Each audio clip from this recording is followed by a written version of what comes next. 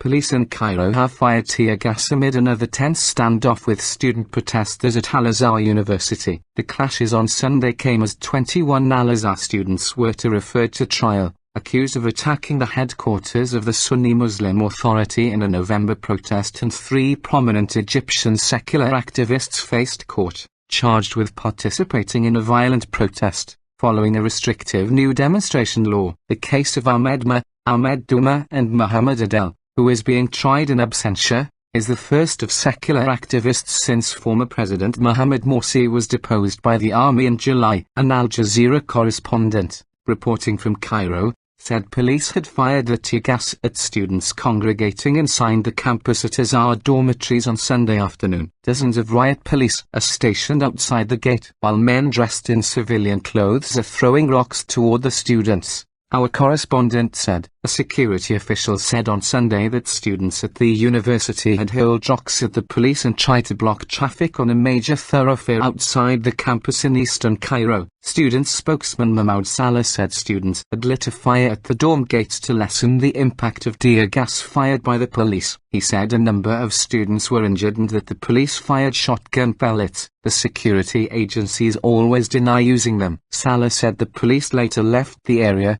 and protesters who had taken cover inside the dorm went out to continue their protest. Our correspondent said the clashes began when police attempted to disperse several hundred students who had been protesting earlier outside the campus. They were protesting against the coup and calling for the release of Azerian students detained in the past months and accountability for the death of a medical faculty student in similar clashes that took place at the dorm last month. He said. Police hold protest. Egyptian police rallied themselves later on Sunday to demand higher wages, in a rare act of defiance of the new protest law which they have been enforcing. About 200 non-commissioned officers had been granted permission to protest at a police club in Cairo, where they called on officials to come to discuss their pay demand with them. When they received no response, they marched to the Interior Ministry in defiance of the new law. Security sources said they shoved barricades at fellow members of the security forces outside the club. Before the protesters were allowed to march, a court has already sentenced 12 Azerian student demonstrators to 17 years in jail for violence during another protest. The Cairo court on Sunday adjourned the case of the 3 activists accused of charges including assaulting police officers and joining a protest without seeking a police permit as required by a new law. Both Maher,